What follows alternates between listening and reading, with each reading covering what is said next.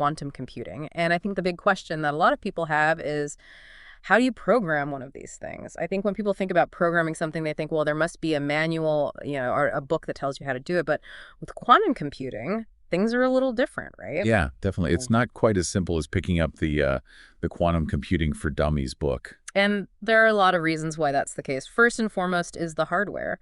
Unlike your typical computer, which uses, silicon-based transistors, quantum computers use a variety of different hardware. And I think you know more about that than I do, but it's pretty diverse. Yeah, it's really interesting, actually, because with quantum computers, we're not all using the same underlying technology. So with a normal computer, you've got your transistors and silicon chips.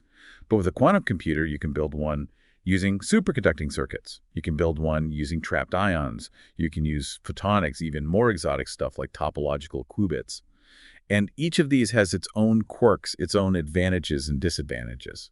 So if you want to program one of these things, you can't just learn a single language because the language is going to be dependent on the specific hardware you're working with. Exactly, yeah. Each of these has its own control methods, its own way of manipulating the quantum states. And on top of all of that, this field is moving incredibly fast. Yeah. Even if you were to pick one type of hardware and learn how to program it, by the time you learned it, the hardware would have probably changed, or there'd be new algorithms and new techniques that would come out. It's one of those things that makes it really exciting to work in the field. Things are changing all the time. It's almost like, back in the early days of aviation when people were trying to figure out how to build airplanes, there were so many different designs. And the technology was changing so rapidly. Right. So there's no one right way to do it yet. And that brings us to another layer of complexity. Because of all of this diversity and constant change, most people aren't actually working with the hardware directly. They're working with what we call abstraction layers. Right. So instead of, messing around with lasers and voltages and manipulating individual qubits, most people are going to be using software development kits, SDKs, and cloud platforms. So these SDKs essentially provide a way to interface with the quantum computer without needing to understand the nitty-gritty details of how it actually works. Yeah, exactly. It's like using a high-level programming language instead of writing an assembly code.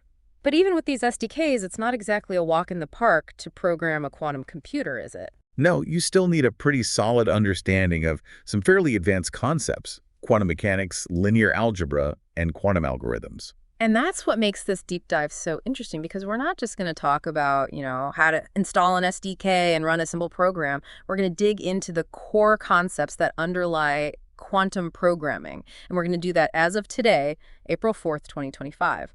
So if you're watching this in the future, this is kind of a snapshot of where we are right now. Exactly. It's kind of like a time capsule. And for this deep dive, we're assuming that you have at least some programming experience, preferably with Python, and some familiarity or curiosity at least about linear algebra and quantum mechanics will be helpful. We'll definitely be explaining things as we go, but a little bit of background knowledge will make it easier to follow along. All right, so let's jump right in. What's the first thing someone needs to know if they want to start programming quantum computers? Well, one of the most fundamental prerequisites is linear algebra.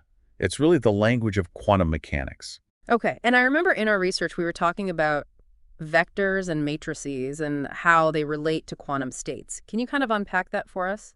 Yeah, so in quantum mechanics, the state of a qubit is represented by a vector. And a qubit is just the quantum equivalent of a bit. Yeah. Exactly. And then when you want to perform an operation on a qubit, that operation is represented by a matrix. So applying a sequence of quantum gates is essentially just a series of matrix multiplications. So the math is very closely tied to the actual physical operations you're performing on the qubits. Yeah, it's a very elegant and powerful way to describe what's going on. And then you have things like eigenvalues and eigenvectors, which are important for understanding the possible outcomes when you measure a quantum system and the properties of the operators that you apply to it. And those are concepts that people will learn if they delve into linear algebra. And then there was this other term, tensor products, which sounded a little intimidating. What exactly are those used for? Tensor products are crucial when you start working with multiple qubits, especially when those qubits are entangled. And entanglement, that's the spooky action at a distance thing. Right, exactly. Where the fate of one qubit is linked to the fate of another, no matter how far apart they are. So to describe the combined state of multiple entangled qubits, you need tensor products. Okay, so it's a way to mathematically represent these very strange correlations between qubits. Yeah, and it's essential for understanding how multi-qubit quantum algorithms work. So we've got the math covered. What about the physics? How much quantum mechanics does someone need to know? Well, you don't need to be a physicist, but you do need to understand some basic concepts. The first is the idea of superposition. That's the idea that a qubit can be in both states 0 and 1 at the same time, right? Exactly. Yeah. Until you measure it, it's in this kind of blurry state of being both. So it's not just that we don't know which state it's in, it's actually in both states simultaneously. That's the mind-bending part, yeah. And that's what gives quantum computers their power, because you can explore many possibilities at once.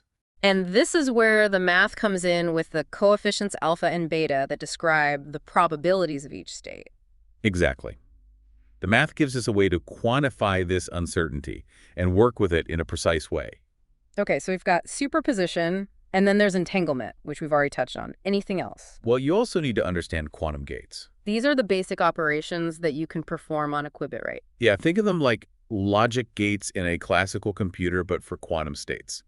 So you have single qubit gates like the Hadamard gate, which puts a qubit into superposition, or the poly X gate, which is like a NOT gate. Right, so those are the basic building blocks for manipulating a single qubit. And then you have multi-qubit gates like the CNOT gate, which entangles two qubits together. So that's how you start building up more complex operations. And once you've applied all your gates, you need to measure the qubits to get your results. Exactly. And that's where things get probabilistic again, because the outcome of a measurement is not deterministic.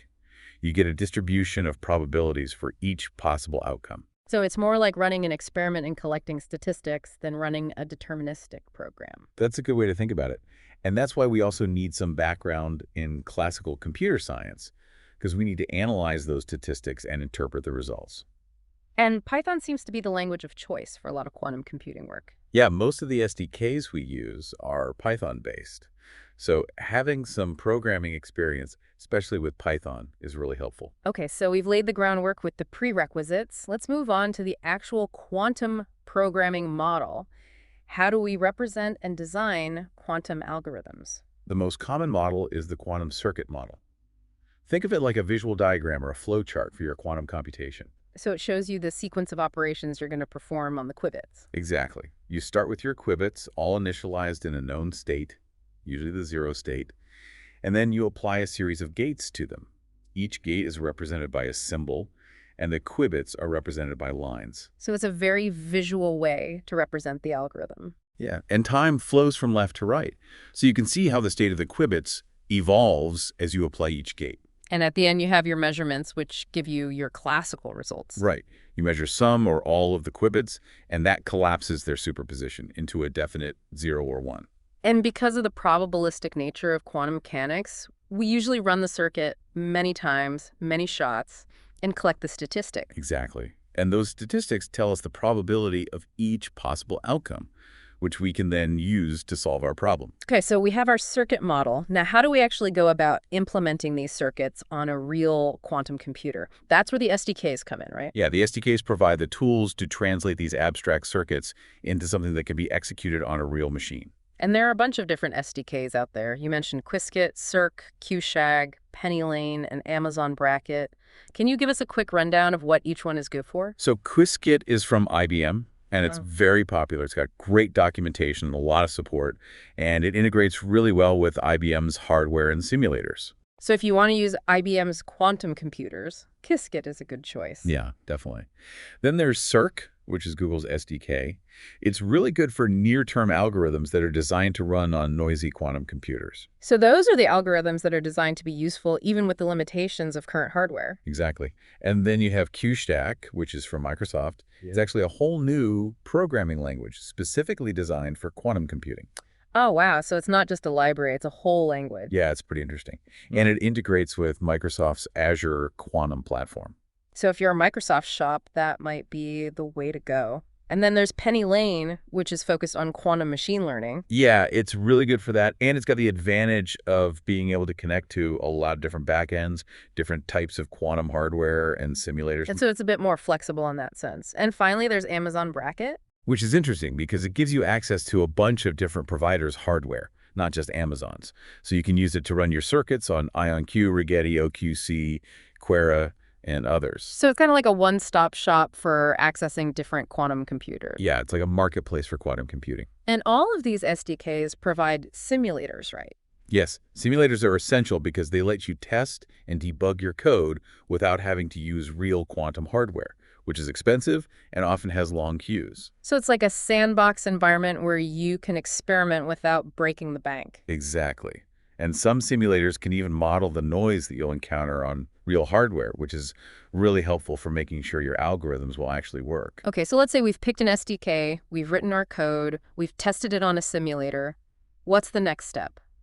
Well, then you need to think about what problem you're actually trying to solve with your quantum algorithm. So you have to have a specific application in mind. Yeah, there's no point in just writing random quantum circuits for no reason. You need to have a goal. And there are some areas where quantum computers are expected to be particularly good, like optimization problems, simulating quantum systems, cryptography, things like that. Exactly.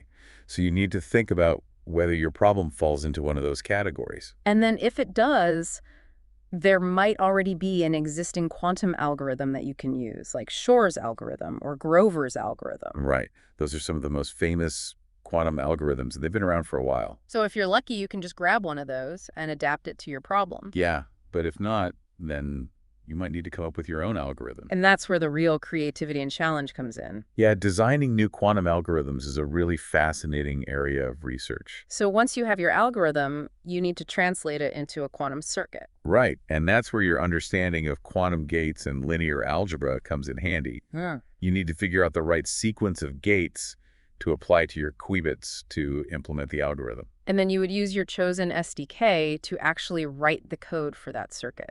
Exactly. You'd define your qubits, your classical bits, and then you'd add the gates one by one. And then you'd choose a backend to run it on, either a simulator or a real quantum computer. Right. And if you choose a real quantum computer, you'll need to specify how many shots you want to run. And then you submit your job and wait for the results. And the results will come back and a set of probabilities for each possible outcome. And then you need to analyze those probabilities to figure out what they mean for your problem. Exactly. And this is where it gets really interesting because you're often dealing with statistical data and you need to be able to interpret it correctly. And it's an iterative process, right? You might need to go back and tweak your algorithm or your circuit based on the results you get. Yeah, quantum programming is a lot of trial and error and experimentation. And there are some things that make it even more challenging, like the noise that we talked about earlier. Yeah, noise is a big problem with current quantum computers. It limits the complexity of the circuits we can run and introduces errors into the results. And then there's the issue of qubit connectivity. Right. Not all qubits can directly interact with each other, so you might need to use swap gates to move information around, which adds overhead and introduces more noise. And the performance of these machines can vary from day to day depending on how well they're calibrated. So it's not like classical computing where you expect things to run the same way every time.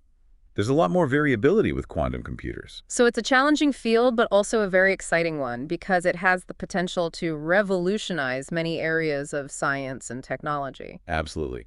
And the field is moving so fast that by the time someone is watching this, things might have already changed dramatically. So if you're interested in learning more, where would you point people to start? The documentation for the various SDKs is a great place to start. They often have tutorials and examples that you can follow along with. And there are online courses available as well on places like Coursera and ADX. Yeah, and there's the classic textbook by Nielsen and Chuang, which is a bit dense, but it's the Bible of quantum computing.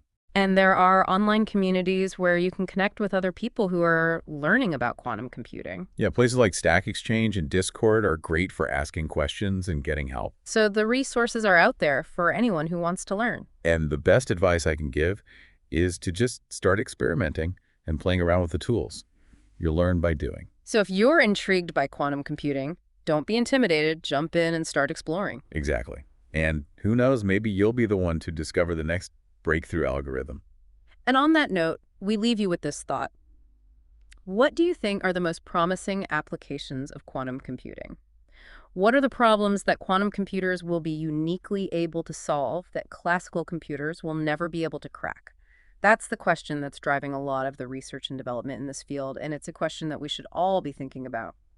Thanks for joining us for this deep dive.